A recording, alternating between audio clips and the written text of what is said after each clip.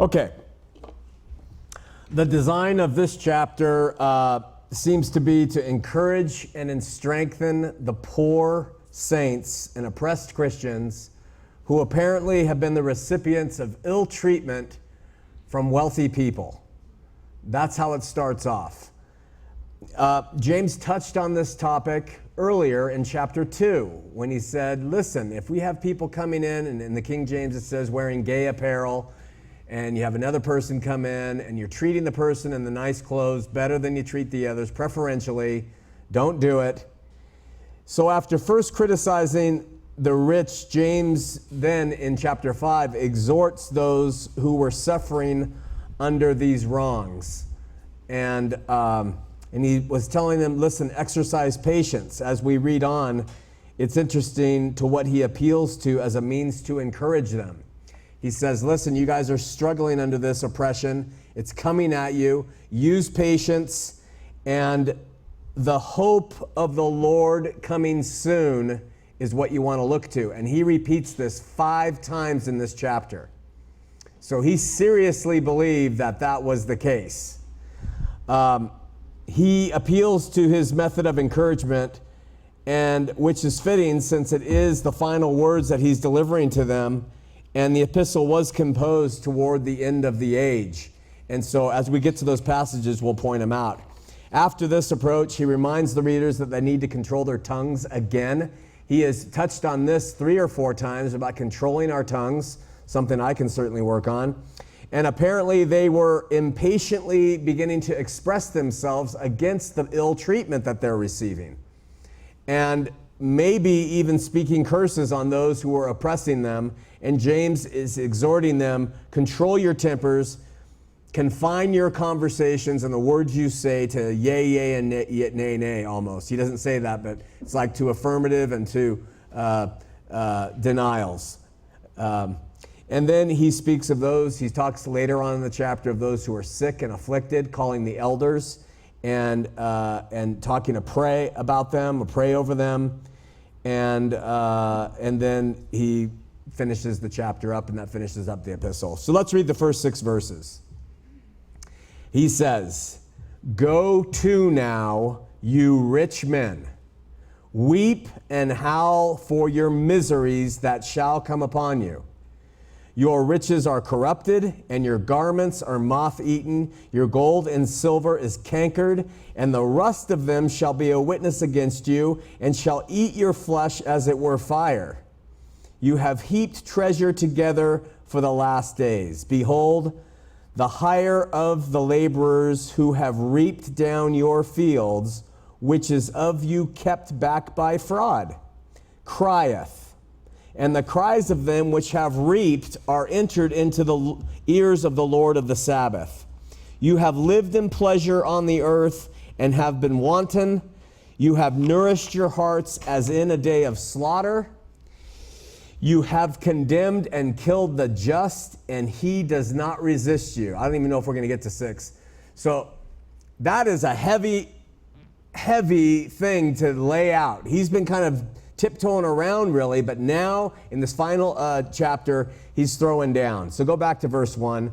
"Go to now," he said this before in the chapter, "you rich men, weep and howl for your miseries that shall come upon you." This is almost a reference to what is coming their way. We might read it futuristically. It was futuristic to them, but it was in the near future, I think. James is not speaking to all rich men, but a class of them who have specifically been unjust and oppressive to believers in that day. And what does he tell them to do? The first thing he says is, weep and howl. That's code for get yourselves ready to feel some loss and pain in your lives, because deep distress is headed your way. I certainly believe, you may differ, but I believe that he was saying, get ready to weep and howl over your substance, because distress is coming your way, having built up treasures on earth rather than in heaven. James uses language that is really intense here, and he shows that the calamities that were going to befall these people were going to cause them not just tears and weeping, but howling. Now, I don't know about you, but I don't think I would howl in tears over anything but the loss of another human life. I don't think I could howl over, a broken vase. Well, maybe if it was expensive enough. I don't know. Not that I have any expensive vases lying around, but I mean, to really howl over the loss of something material, and that's what he's talking to. You rich guys, go get ready to weep and howl. And it clearly suggests that they loved their wealth. Why does he tell them to howl? Because he adds, for your miseries that shall come upon you. I believe he's talking about 70 AD here. They're coming your way. Many Bible expositors believe this refers to the destruction of Jerusalem by the Romans and the miseries which would be brought upon the siege of the Jewish people. And the rich were particularly affected then because their homes were invaded and raided and pillaged by the Romans. And so they probably did feel a lot more than people who had nothing to lose. We know from Josephus that the rich were particularly exposed to suffering and that their houses were sacked. And that any country that's invading and doing something to another country, they're going to take away the riches. And so I think that's the context. Of course, the poor people suffered when at the siege of Jerusalem, but James is writing especially to a situation where the rich Jews were picking on the poor saints. Therefore, he was speaking to them specifically about a calamity that awaited them. Now, why he's writing this here to believers who would be reading it might be just that he was telling the readers, this is what the Lord would be saying to your persecutors. Weep and howl. So it's not that he was writing to those people. I doubt that they would be reading it. But to the believers, they're reading it, and the believers are probably saying, okay, justice is coming. James adds, verse 2, your riches are corrupted, and your garments are moth-eaten. The words here translated to corrupted, they don't occur. There's several words he uses here in this chapter that don't occur anywhere else in the New Testament. And this is one of them. The word for corrupted here means to rot in the future. They are going to be rotting in the future. Even though when we read it, your riches are corrupted in the King James, the Greek is, your riches are about to corrupt in the future. And it suggests that the audience James is speaking of here in the first verse had accumulated too much. And like most treasures that are stored up upon themselves or stored in the dark, they often start to rot away if you don't maintain them and use them effectively and be good stewards and rotate them and share them and all that stuff. So we know from the teaching of Jesus and other references in the Word that in the East it was common for people to hoard or stockpile wealth or costly goods and as a hope to protect themselves from the future. And there's nothing wrong with that. I mean, there's wisdom in doing things like that, but something in these people's approach was lacking. They had hoarded too much. They were neglecting the poor, possibly. It seems like James mentions this. They had put their trust in the quantities of what they had in their storehouses, and James was telling them, get ready to weep and howl because your stockpiles are about to rust. They're about to corrupt. When our daughters were young, Mary and I, we bought a couch, and we had it in a house, and we had to sell the house, and so we rented another place, and there was no room for this couch, and so I didn't want to get rid of it, and I didn't want to give it to somebody else. We were LDS at the time, and we just really loved this couch. It really had nice fabric on it, and so I put corrugated corners on it, and then I took those rolls of plastic, and I went around that thing. I went up and around it, and I put the corners on tight, and I sealed the couch in and put it in our garage. And up high in the garage, away off the floor, and stored it up there.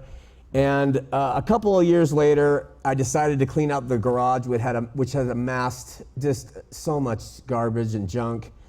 And when I reached the couch, I grabbed it, and I started to lower it down, and I was hit with an avalanche of mouse matter. Just pouring. It's like avalanche down upon me. And I was holding the couch and and it's in my hair and it's down my shirt. And it is the most putrid thing. And I'm overwhelmed with disgust.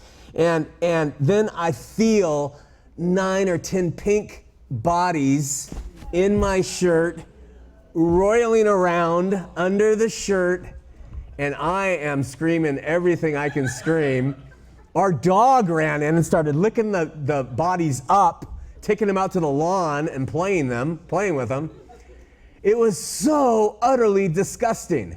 And I was certain that couch was gonna last through the millennium, you know? And I was just, it was shock therapy for me. And so after a shock therapy, I swore I would never again store up treasures, store up things that if they're going to sit there longer than, a year, I'm going to do something with them. I'm going to let someone use them or have them or sell them or something like that. The teachings of Jesus on heaping up treasures on earth or treasures in heaven echoed in my head as I experienced that. And, I haven't learned from it. My garage in that Mary's in Huntington Beach is just utterly full of things. Treasures. I'm stockpiling for that day when will never come. So, in addition, James is talking about that, and he says, those things that you're heaping up for that future day, get ready to weep and howl over them. He says your garments, too, are moth-eaten. The same idea, essentially, is being expressed in another form. You might remember, sorry for all the secular insights, but in 1986, most of you would remember Imelda Marcos and how they discovered that she had, I think it started off as 1,200 and ended up as 3,000 pair of designer shoes that she had amassed. Her husband was president, I think, of the Philippines before he was deposed and ran off. But what most people don't know, and you can read about this, in 2012, they went into the warehouse where she had them, and all but 726 had been destroyed by mildew from floods and by vermin. And you can stockpile it, you can think that it has some meaning, but the lesson here is don't put too much trust. Chuck Smith used to say to us, keep a light touch on the things of this world. And lay your treasures up in heaven.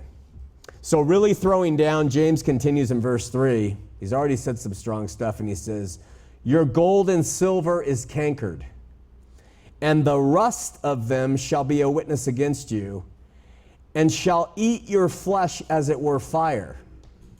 You have heaped treasure together for the last days. So it's another reference to the last days here. This is a really interesting verse, especially if you're a Bible literalist, especially if you're a King James literalist, because gold and silver doesn't rust.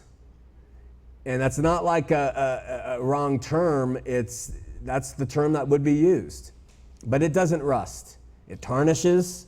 There's no rust on it. It can become corroded. And James uses another word here to describe the corrosion of the gold and silver, and it's not used anywhere else in the New Testament, and it means to be corroded with rust. So they don't corrode like iron or steel, and so the word cannot literally mean rust, even though that's what was used. If it's stored for a long time in a dark, damp place, of course, silver and gold tarnishes, and they say gold becomes the color of its surroundings and adopts the darkness of where it is. And this seems to be the idea in James' mind. He speaks of gold and silver as they appear after being laid up for a long time in a place, and its condition begins to corrode and tarnish and things. But the line that really trips me up is the next one. He says, and the rust of them shall be a witness against you, and shall eat your flesh as it were fire. So when you become a Bible literalist, if you're going to take every passage literally, you got to take that one literally, and there's no way you can. That's impossible. So you have to say, well, God has given us brains, and there are things that we're going to take literally, and there are things that we're going to say, no, I don't think that's literal. We do it through study, and we might disagree. But when we stand dogmatically on literalism, we can get in trouble, and this is a great verse to show that. Because, first of all, all I can make out is that the witness of the corrosion produced on the gold and silver will stand out. The interesting thing about the word that he uses here, the witness against you, the rust of them, it means a projectile in the Greek. So he's saying that the corrosion on this wealth will be a projectile onto you in terms of condemning you in your flesh. In other words, the discoloration will prove that you did not use your wealth well. It was stored up and it became ugly and corroded. But the second line, it really proves that we can't take Scripture literally. Here James says, and it, meaning the corrosion, shall eat your flesh as it were fire. Sure, it could be a direct effect of corrosion being present. Their flesh will burn as it were fire due to their greed that allowed them to store it. But just reading the passage literally doesn't make much sense, since the metals don't rust in the first place, and the actual tarnish produced from bad stewardship is probably not going to make their flesh burn like fire. Unless I'm missing something, and that's always possible too. Maybe there's something that happened that it did. I don't know, but we might also read the saying that the effect of storing up riches, corrosion, will result in the same kind of effect upon your flesh. It will burn you like fire. It is not going to produce something good. It's going to harm you, the net effect of storing it up. In other words, just as gold and silver misused will naturally corrode, so will the flesh erode in what feels like fire when it has been used improperly, when it hasn't been with an eye single to the glory of God. Those are all, and maybe you have other insights onto what he could possibly mean. Share them in the Q&A. So I think this verse is a great verse to illustrate the fact that there are, in fact, passages that should not be taken literally, and there are passages that easily should, and we have the capacity to discern between the two and debate and talk about them, but not become dogmatic. He adds, you have heaped treasure together for the last days. We have a principle already touched upon here, taught by Jesus, which is we all choose where to place our focus in this life. On treasures in this earth that will corrode and moths will eat them and they'll rust, or in heaven, which will last into the eternities. James says that what these guys are doing, it will serve as a judgment against them in the last days. Romans 2:5-6 says, but after thy hardness and impenitent heart treasurest up unto thyself wrath against the day of wrath, and revelation of the righteous judgment of God, who will render to every man according to his deeds. So he says there in Romans, listen, when you treasure this type of stuff up, it works as wrath against you in the day of wrath. We have, as Christians in some places and circles, come to believe that we have escaped judgment because we have been saved. We say, I have been saved. And I remember receiving the invitation to enter into Christ's kingdom in 1997. And I was saved at that time, and we speak of that. But I'm not so sure the Bible completely supports it when we read passages. Romans 14:10 says, why dost thou judge thy brother? Or why dost thou set it not thy brother? For we all shall stand before the judgment seat of Christ. That says a judgment is there. Now, it's not for salvation, but it's certainly a judgment. For it is written, as I live, saith the Lord, every knee shall bow to me, and every tongue shall confess. So then every one of us shall give account of himself to God. We speak in hyperbole about, I have been saved, and we have. Thank God he's given us his Spirit to walk through this life. But we will give an account of ourselves to God. And that's kind of lost today. It shouldn't be. It's very clear. 1 Corinthians 3:8 says, now he that plants and he that waters are one, and every man shall receive his own reward according to his own labor. This infers a judgment too. Your labor will be rewarded. Labors for treasures on earth are rewarded here. Labors for treasures in heaven will be rewarded there. It's a very simple principle. 1 Corinthians 4:5. Paul says, therefore judge nothing before the time until the Lord comes. Make no judgment of it. who will bring to light the hidden things of darkness and will make manifest the counsels of the hearts, and then shall every man have the praise of God. 2 Corinthians 5:10 says, for we all must appear before the judgment seat of Christ, that everyone may receive the things done in his body according to that he has done, whether it be good or bad. Saved? Yes, we're at the judgment seat of Christ. Reward time? Yes. How are you going to be rewarded? You're going to be rewarded according to what you did in your body, good or bad. And you will receive, you'll be tried by fire. And that fire will burn away the dross, and what is left that is pure and good and precious and gold and silver will remain on the altar. Now, this does not mean you're working for your salvation, but it certainly means that what you do as a Christian will be weighed and counted in the balance. And those things that you stored up in heaven will be tried by fire, and those that are good will remain. So all of these verses, plus many that I'm not citing, illustrate in some way or another the fact that we will have an assessment waiting before God. What I would call a judgment, a time when our hearts and motives and actions as believers will be accounted for. This fact has either been ignored or it's been overemphasized. Well, you better conform, It's not the conforming. It's what you did from your heart out of love for God. It's not what you do in your flesh to make it seem like you're serving God. That's when things get burned up. It's how much have you loved him and them and served and done and acted, and those things will be tried, and there'll be no question as to what was genuine and real and what was not. It's a fact that must be understood. Under his grace, we operate this way, not by fear, and the spirit of love that moves us in hope, and not law, and not you better, but you can. Not you have to, but you will as you grow.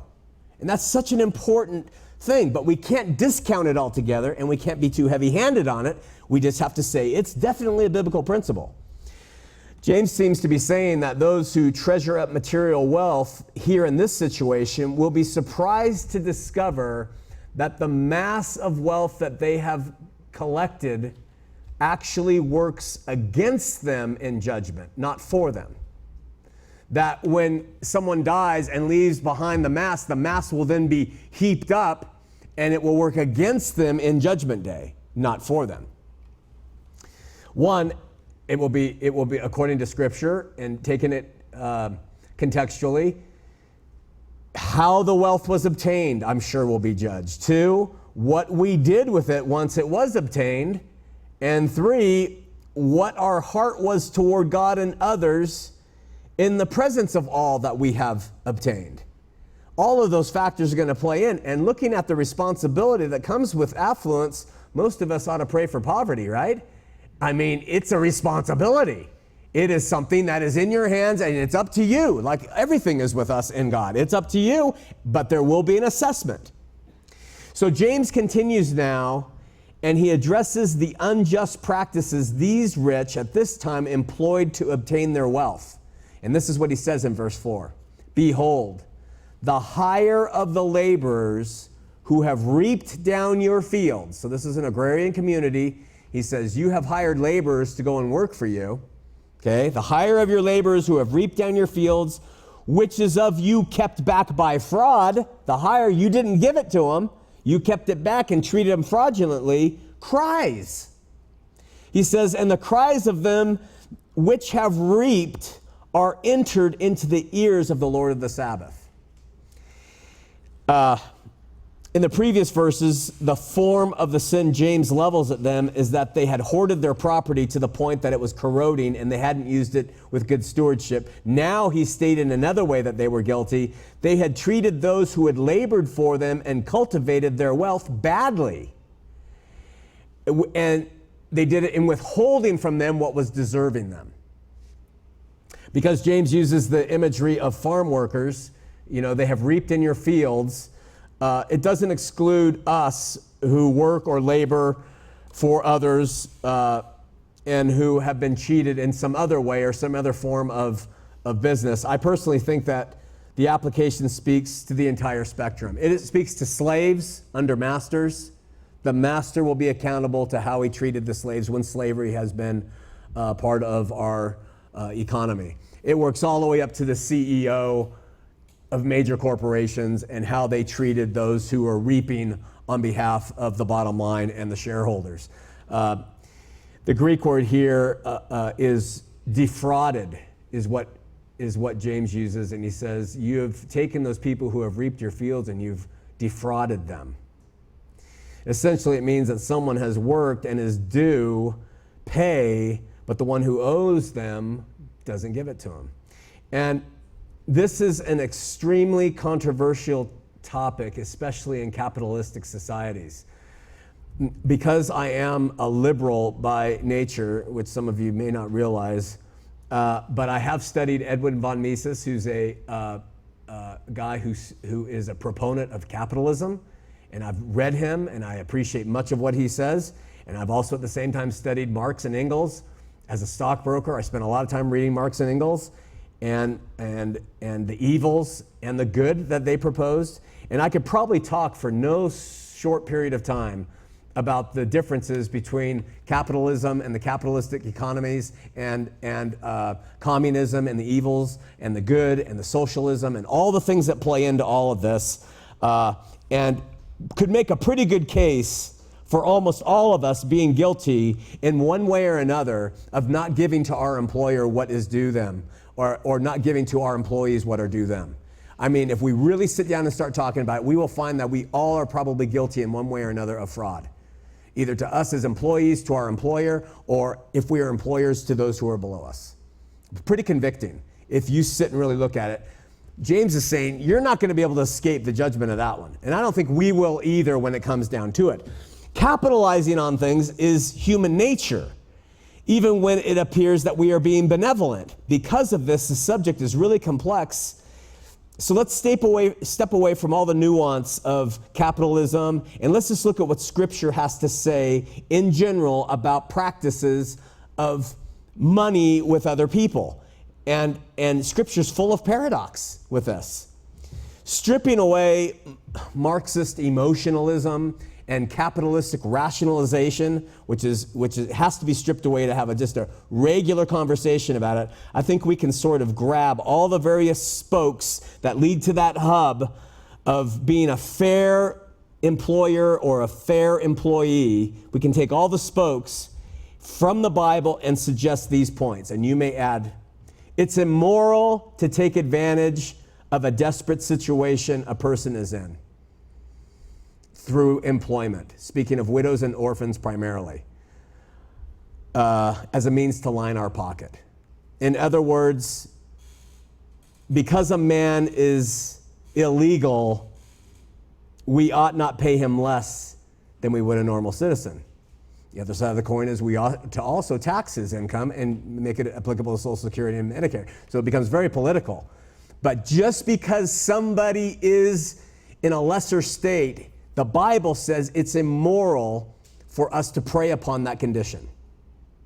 Second, the Bible is very hard on what is called usury, and which is we might define it as imposing unrealistic rates of return on somebody for something that we have loaned to them. We give somebody $100, and they're desperate. I need this to buy a prescription for my kid or whatever. And we say, that's fine, here it is, 25% a week, compounded weekly, until you pay it back, So pay me the $25 every week and you still owe me the principal. And so the Bible says, don't do that to each other. Don't use usury. Dealing fairly with people and avoid being charged with holding back on them means to offer competitive wages for the labors performed and then pay them in a timely manner when the work is done and what is agreed upon. Now, this really gets into something. We're going to look at it in just a second, but you make the contract plain. You say, listen, I'll pay you $10 to go and clean out the garage, and you have until noon to do it. When noon comes, the garage is done, you pay them the $10. And this is kind of the open deal making that's in Scripture. And I would add to these points that there's nothing wrong, in my opinion, with generosity or treating people with more favor and grace than they deserved. But that's situational and up to the person involved in the spirit there.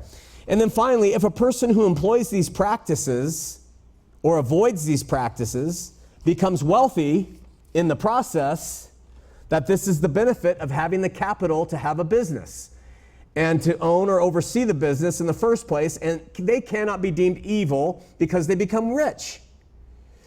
So in the spirit of capitalism, the tendency is to capitalize on others, but that's not the definition of capitalism. Capitalism is defined by an individual who puts up the capital, who has the money, and therefore they reap the benefits of supplying the money or labor or services involved. That's fair. Conversely, the spirit of modern communism has a tendency to demand payment for labors not performed. But that is not what communism is. Marxist thought was not give everybody who haven't labored. All Marxist thought was the means of production are shared by all involved rather than just the individuals at the top who provide the vision, the capital, or the labor force. I'm not saying Marx was right, but that is the definition of the communist thought. Within Christianity, here's the thing, both are present. That's why I'm covering it. Both approaches are present within the biblical construct. For example, the early church, we know, practiced communal living. And all things were sold and put into a common till for all that were involved. Now, I'm not sure if this was the Lord's leading or not. They did it. It didn't seem to last. But it was apostolically directed. In fact, someone died for lying about that what they gave. That was, so it was almost like, apostles, I'm going to let you lead the church any way you want. You can go ahead and do it. And they decided to do this communal living. And somebody was struck dead. It wasn't necessarily that they were struck dead because what they did was so egregious, I think. I think it was just to show these guys are in charge, follow what they say. But on the other hand, Jesus teaches a parable that is wholly capitalistic. In fact, a Marxist would roll over and scream bloody murder at this parable that Jesus teaches. Do you remember it?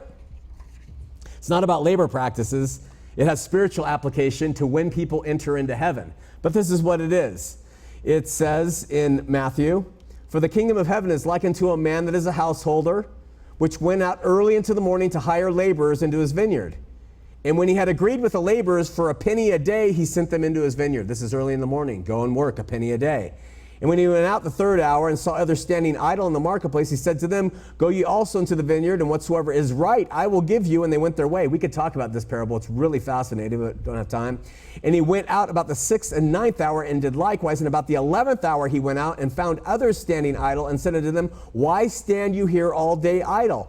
They said to him, 'Because no man has hired us.'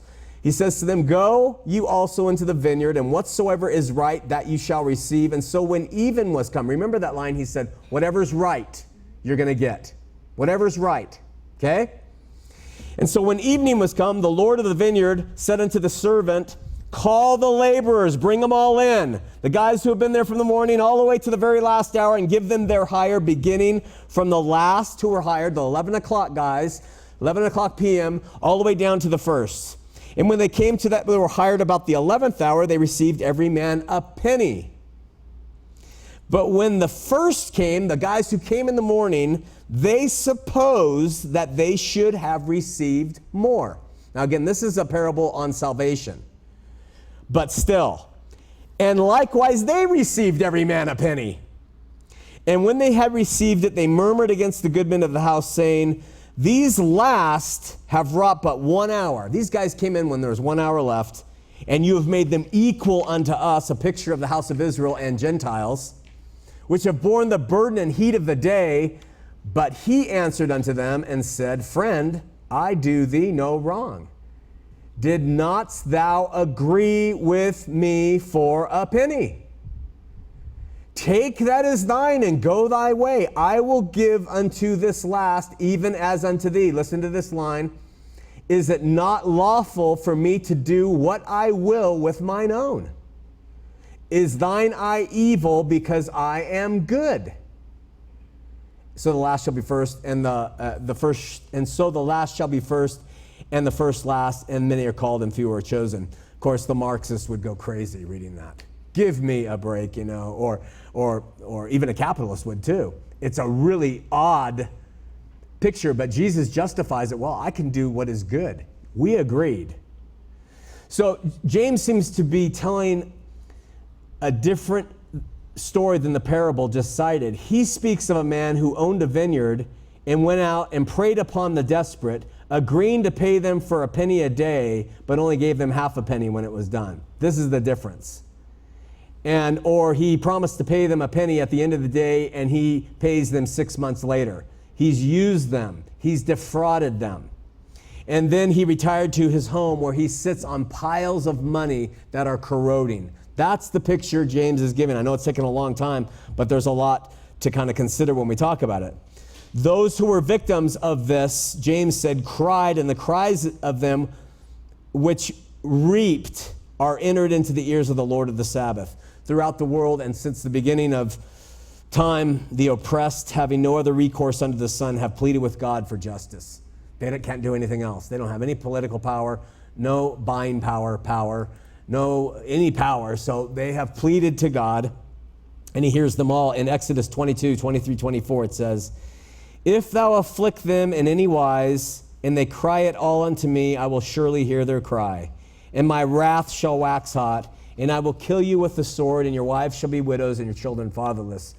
These words that I just quoted to you are not abstractly applied to this discussion, because 3 verses later, Moses continues and says, if you lend money to any of my people that is poor by you, you shall not be to him a usurer, neither shall you lay upon him usury. If thou at all take thy neighbor's raiment to pledge, thou shalt deliver it unto him by that the sun goes down. For that is his covering only. It is his raiment for his skin. Wherein shall he sleep? And it shall come to pass when he cries unto me that I will hear, for I am gracious. He is really clear in the Old Testament. Don't mess with the people who cannot afford it. If you do something, give it back to them quickly. If they do something for you, pay them. The phrase Lord of the Sabbath means Lord of hosts, means he's the Lord of heaven and earth, and he's able to vindicate them. So as stated, the cry of the oppressed and the wrong is going up constantly from all parts of the earth to God, and he hears it.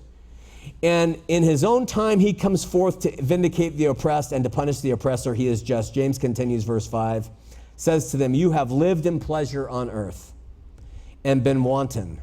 You have nourished your hearts as in the day of slaughter. 3 accusations there. I'm going to cover only the first and we'll wrap it up. He says, you have lived in pleasure. He adds, you've been wanton. We'll cover that next week. And nourished your hearts as in the day of slaughter. We'll finish that up too. James is really an interesting writer because he is pulling from another word that's never used. It's trupheo. And it's the word that the King James used for you have lived in pleasure, trupheo. It means you have lived in luxury. Now, there are derivative words that mean riotous living out of trupheo. Trupheo does not mean you have lived in debauchery in West Hollywood with your money in a mansion and goats serving your breakfast on silver trays on their backs, and I don't know where that came from, but all sorts of things like this.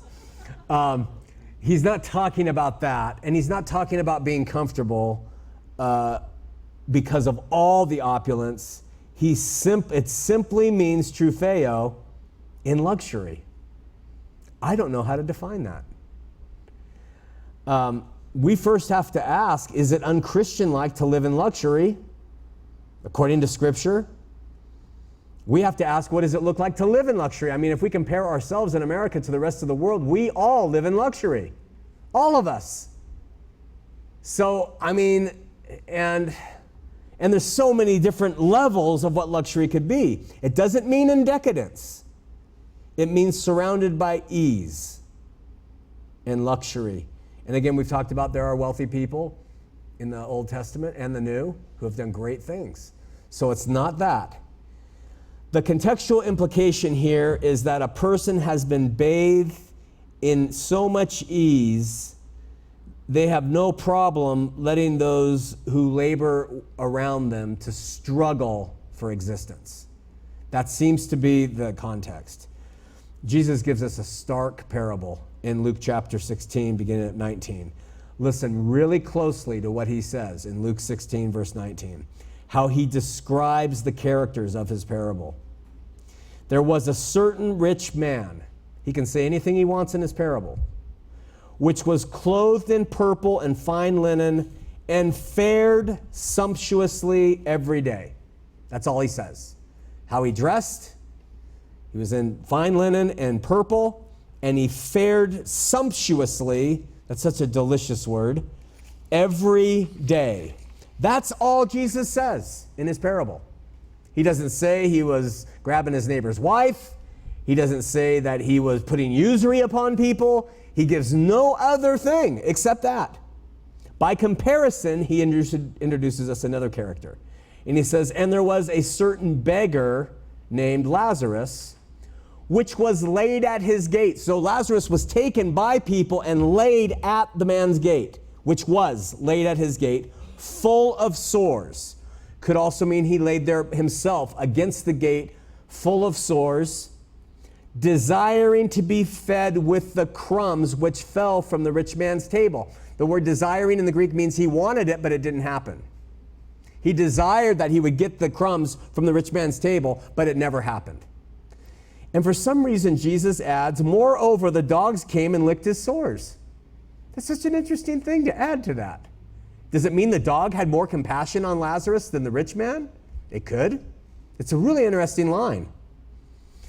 But it all presents a picture of two men who apparently knew of each other. Apparently, we think the rich man must have known of him, but Jesus doesn't say. And the rich man's living sumptuously, and he's wearing purple and linen. And the poor man's lying at the gate, placed there by himself or others, full of sores, and just waiting for the crumbs that fell from the rich man's table. Now, I know Jesus speaks in parables, so we don't have to make this rest on all legs of the stool. But, you know, the elements are there. Then Jesus says, and it came to pass that the beggar died and was carried by the angels into Abraham's bosom. The rich man also died and was buried. And in hell he lifted up his eyes, being in torments, and seeing Abraham afar off and Lazarus in his bosom. And he cried and said, Father Abraham, have mercy on me, and send Lazarus, that he may dip the tip of his finger in water and cool my tongue, for I am tormented in this flame. And Abraham said, Son, remember that thou in thy lifetime receivest thy good things, and likewise Lazarus evil things, but now he is comforted, and thou art tormented. What logic? There's no logic there. All it is remember, you lived sumptuously in your life, and Lazarus suffered. And now Lazarus is comforted, and you're tormented. That's all Jesus says here. It's mind-blowing to me. The purpose of the parable remains vague, as Jesus now goes on to describe the rich man was not blessed either with a drop of water, nor an ability to come back to earth and warn his brothers that this is what it's like. From it, it appears at least that the attitude of luxury and ease that does not transfer to those in need was enough to condemn the man. That's what it seems to say. That if somebody in such a place does not have the heart to comfort those like Lazarus outside the gates, there's a problem with how they've lived. That is what I take it. You may disagree. I don't know. But from it, it appears at least that living in luxury and not supporting those who don't in some way with your love or your attention or your sustenance or your funds or whatever it is enough to condemn you. All I will say is it seems that this approach and attitude toward life and living is inconsistent with the Christian ethic of selflessness, serving those who are less fortunate, and perhaps most importantly, amassing treasures that corrupt in the darkness, not being cognizant of those who are suffering, storing it up for a future date. The most important thing that seems to be lacking is a lack of faith. When we lay up treasures in earth, we are in a way suggesting that we don't trust God to take care of us. There is that element in that. There are passages that speak to the wisdom of planning, as paradoxical as that is, and it is, and to preparedness. So we can't go overboard on the idea. I'm not saying that. But we look for balance, I suppose, a view of Christian priorities in this world. Listen to the words of Jesus in Luke 12, beginning at 16, another parable. The ground of a certain rich man brought forth plentiful. And he thought within himself, saying, what shall I do? Because I have no room where to bestow my fruits. And he said, this will I do. I will pull down my barns and build greater, and there will I bestow all my fruits and my goods. And I will say to my soul, soul, thou hast much goods laid up for many years. Take thine ease, eat, drink, and be merry. Jesus says, but God said unto him, you fool, this night your soul will be required of you. Then whose shall those things be which thou hast provided? So is he that layeth up treasure for himself and is not rich toward God. And he said unto his disciples, therefore I say unto you, take no thought for your life, what you shall eat, neither for the body, what you shall wear. Can't part these. What you shall put on. The life is more than meat, the body is more than raiment. Consider the ravens, for they neither sow nor reap, they neither have storehouse nor barn, and God feeds them. How much more are you better than the fowls? And which of you, with taking thought, can add to his stature 1 cubit? If you then, not being able to do that thing which is least, why take you thought for the rest? Consider the lilies, how they grow. They toil not, they spin not. And yet I say unto you that Solomon in all his glory was not arrayed like one of these. If then God so clothes the grass, which is today in the field and tomorrow is cast into the oven, how much more will he clothe you, O you of little faith? Seek not ye what you shall eat, or what you shall drink, neither be you doubtful of mind. For all these things do the nations of the world seek after, and your Father knows that you have need of these things, but rather seek you the kingdom of God, and all these things shall be added unto you. So you notice that he doesn't say you'll be in poverty, but if you seek after him first, those things may be added. Those are the words of Christ, whose name we assign the title Christian. So I honestly don't know how to tease them apart from the approach most of us have in living in the world today, including myself. I mean, I honestly feel conflicted and hypocritical at times with the opulence with which I'm blessed. That I can go and I can eat really good tacos at the drop of a freaking hat. And I can go and I can see a movie, and I can go and sit in a restaurant, and I can go and do all these things, and all of it seems to be in conflict with the principles here. Are we kidding ourselves? Are we rationalizing our straddling the world and heaven and justifying God and mammon in our lives? Do we do that? I'm trying to get you to think, because I thought when I prepared it. Are we doing that? If we are, we ought to stop. Or is it just a matter of motivation? Is it really just our heart and our motivation in this world with what God has given us? That we go out and we do for him first and foremost, regardless of our stature, socioeconomic stature. Somehow we have to make it clear that God has for every one of his children important things for us to perform. And he puts us in different places to perform those things. Resources he has allotted us, some in greater measure, some in less. So the condemnation is not upon that in and of itself. We will be accountable for the focus we placed on those things. Our hearts will be flayed open and our motives ultimately viewed with whatever we put on the altar. I suppose we can conclude with the statement that it's not what we have, but what we give, and it's not what we give or how we live, but why we give and live the way we do. It seems to me it's a combination of that. It's not, again, what we have, but what we give. And it's not what we give or how we give it, but why we give it and live the way we do. That will be the question before our Maker. I'm going to finish with those two other elements next week, and we'll try to wrap up chapter 5. It might be one more week after that.